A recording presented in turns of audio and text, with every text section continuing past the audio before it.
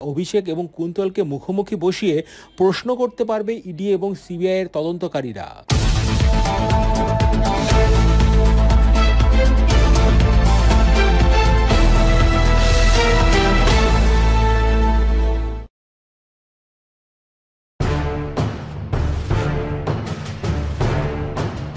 নিয়োগ দুর্নীতির মাথা তো দুরন্ত।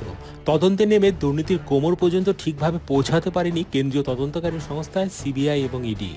তবে এবার যদি নিয়োগ দুর্নীতির মূল মাথা পর্যন্ত পৌঁছাতে না পারে কেন্দ্রীয় তদন্ত সংস্থাগুলি, তাহলে তিনি জানেন কি করতে হবে।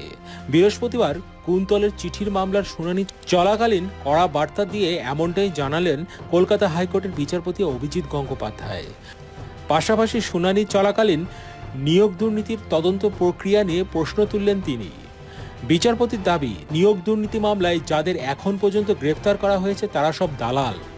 অবৈধভাবে নিয়োগের টাকা আসলে কোথাও অবধি পৌঁছেছে তা দ্রুত তদন্ত করে বার করার বার্তাও দিয়েছেন তিনি। বিচারপতি গঙ্গোপাধ্যায় বলেন, কোথায় গেল দুর্নীতির এত টাকা? এরা তো আসলে দালাল। আসল টাকা কোথায় পৌঁছালো সেটাই তো খুঁজে পেতে হবে। এতদিন ধরে কি করছেন আপনারা? এখনো অবধি কোমরের উপরে পৌঁছাতে পারেননি।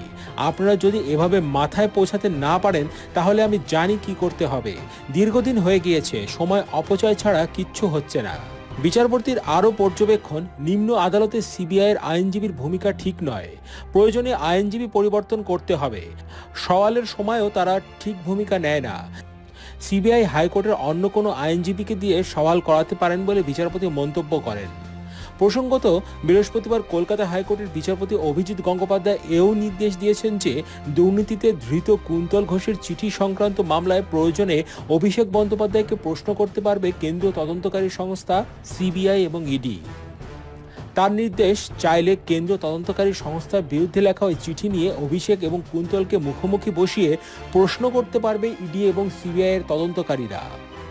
নিয়োগ দুর্নীতিতে ধৃত কুন্তল বর্তমানে জেলবন্দি। তাকে আদালতে হাজির করার সময় একাধিকবার তিনি বলেছেন, কেন্দ্রীয় তদন্তকারী সংস্থা তাকে তৃণমূলের সাধারণ সম্পাদক অভিষেক বন্দ্যোপাধ্যায়ের নাম করার জন্য চাপ দিচ্ছে। জেল থেকেও ইডি এবং সিবিআইয়ের বিরুদ্ধে একই অভিযোগ তুলে চিঠিও লিখেছিলেন কুন্তল। সেই চিঠিতেও হুগলির বহিষ্কৃত যুব তৃণমূল নেতার অভিযোগ ছিল অভিষেকের নাম বলার জন্য চাপ দিচ্ছে তাকে কেন্দ্রীয় তদন্তকারী সংস্থার আধিকারিকরা।